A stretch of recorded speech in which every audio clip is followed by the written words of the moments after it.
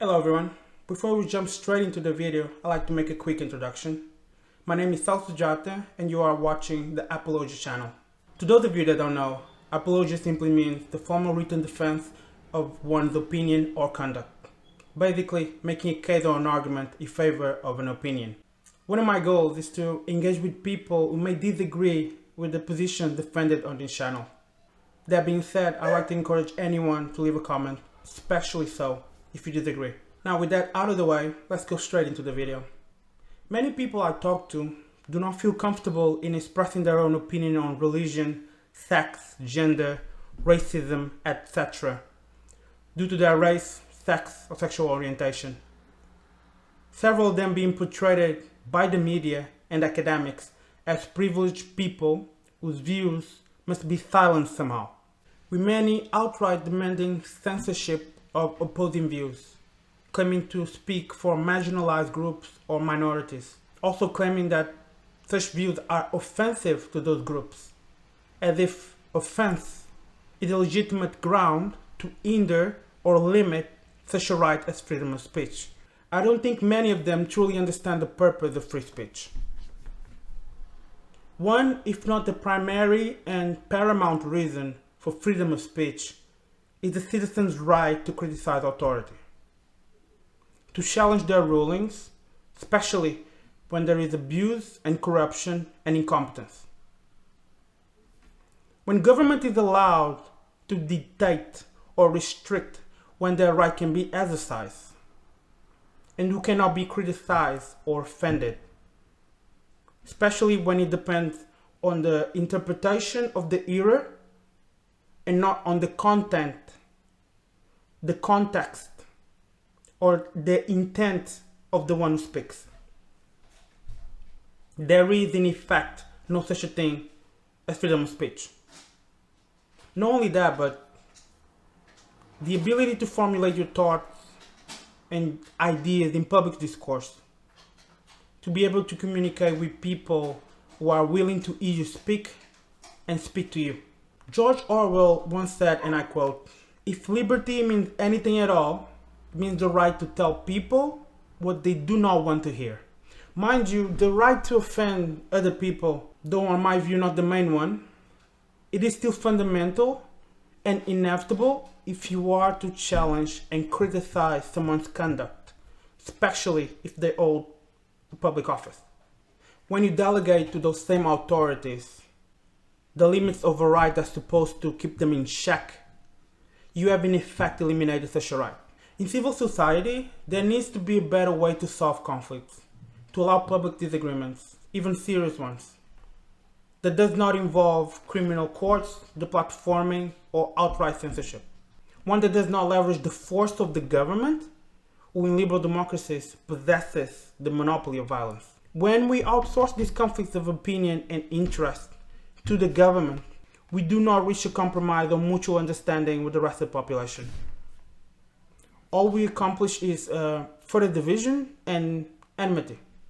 We enforce our views on anyone who disagrees. We push to the side sections of the population, we make them not a part of the discussion, we ostracize them, because at the moment we have the government on our side.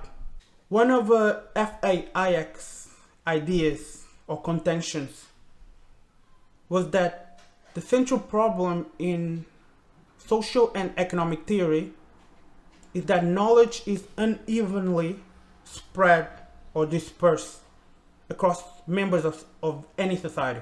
This means that everyone knows something you don't. When we leverage a feeling of offense and the power of government to effectively silence people we disagree with, we telegraph that our ideas are not better than theirs, that our ideas would not survive the challenge in the marketplace of ideas, that we are afraid we cannot combat their speech with better speech. We protect our ideas and ultimately ourselves from other competing ideas, and ultimately we protect ourselves from possibly correction and understanding and personal growth. Growing up is not comfortable, nor should it be. Free speech is necessary, It is the ability to engage in public discussions about serious issues, to voice your opinion, to formulate your thoughts and ideas. It is paramount to a healthy community, society, and country. And if we are to have these much needed honest conversations, especially in the current social political environment in the United Kingdom, these conversations, these honest conversations, they are going to offend someone. They are going to hurt someone. And that should not be a reason not to have those discussions. I would even say you want the voices with the most egregious, hateful speech to be listened to by everyone, so that everyone has an opportunity to reject such a speech. And in many cases, the speaker has an opportunity to be corrected. In fact, have you ever had a serious conversation where there were no chance of either of you feeling offended or uncomfortable or hurt? Free speech is a fundamental tool in this marketplace of ideas, where people can freely communicate, especially with people who possess opposite opinions. One of the negative effects of social media is that people naturally have a tendency to get together in groups where they are all in agreement in terms of politics, climate change, sex, religion, sports, you name it. They seldom willfully engage with groups of other people, whether online or offline, with which they fundamentally disagree and seek some sort of understanding of their position. One of the many benefits of this exchange of ideas, of civil discourse, is that many people, whether on the right or left, who have never been exposed to certain ideas or to counter arguments to their position, are confronted with opposite points of views that challenge and often free them from extreme point of views. A place where your ideas are challenged and confronted. There used to be universities and colleges. Just to give you a real life point of contact, there is a man by the name of Daryl Davis, born in Chicago in 1958. A professional musician who, first by happenstance and later as a calling, began to pursue opportunities to talk to KKK members, the white supremacist group. One of Davis' first and most notorious encounters was with a KKK member and Grand Dragon Robert Kelly. After a long series of conversations, Kelly started to invite Davis to his own home and later to Klan rallies. Kelly shared his views on race that are fundamental and informed the Klan's ideology on race. Davis, however, listened, took notes, and one by one started to address, challenge, and counter each of Kelly's views on race. These two men developed a very unlikely friendship, and eventually, due to that friendship, Kelly quit the Klan, shut down his entire chapter, and gave his robe to Davis. If you Google the name of this man, Daryl Davis, you will realize something very significant. Daryl Davis is a black man. Many of the problems of our generation will not be solved by delegating them to the government, but by engaging ourselves with our neighbors and even strangers in appropriate settings, and engaging in often confrontational but hopefully respectful arguments and discussions where we allow others to offend us and vice versa, and sincerely listen to each other. Fear and division will only leave us vulnerable to manipulation and coercion. Tyranny is unfortunately a reality in many countries around the world. One of its many features is the suppression of such rights as a free speech. Is the imprisonment, torture, and murder of dissidents, of people who dare to speak against the ones who criticize the ruling authority, who dare to expose their crimes and corruption and incompetence. The censorship of any ideas contrary to what the state wants you to know. The suppressions of news from all around the world. People in North Korea, for instance, they might not trust what the dictator says. but they have no access to the truth. There is only one source of information there. We need to have competing sources of information, and we need to allow people individually to decide what they believe to be the truth. Free speech is a fundamental tool for a country, for a community, for individuals to be able to think and formulate their own ideas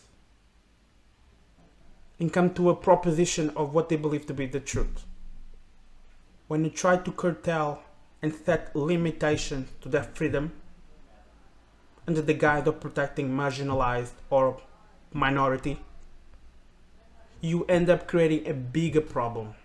Just to give you a point of contact to one of my fears about government interfering with the right of free speech, especially in a case where we have people actively demanding that such interference happens.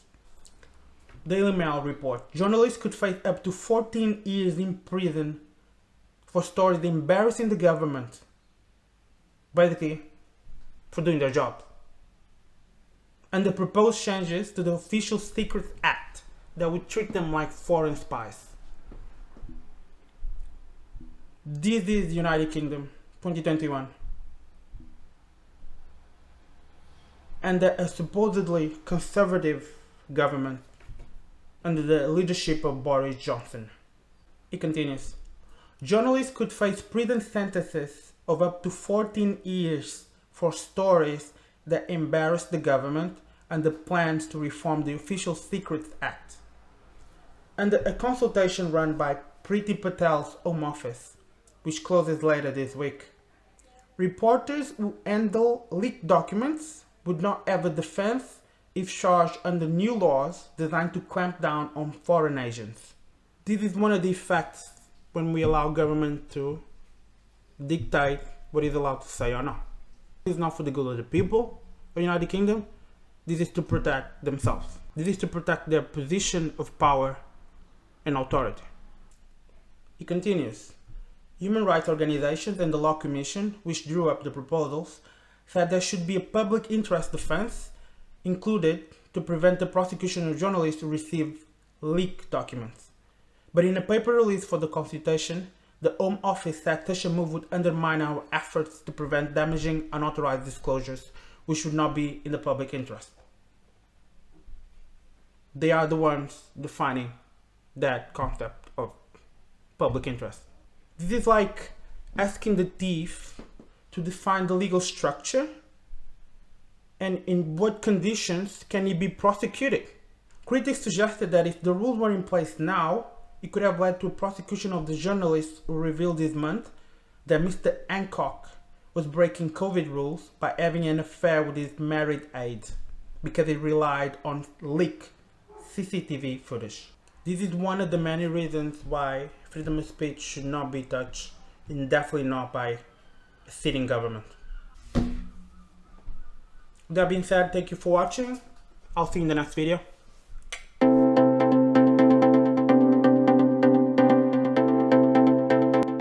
One must know and understand what he believes in and why he believes in it.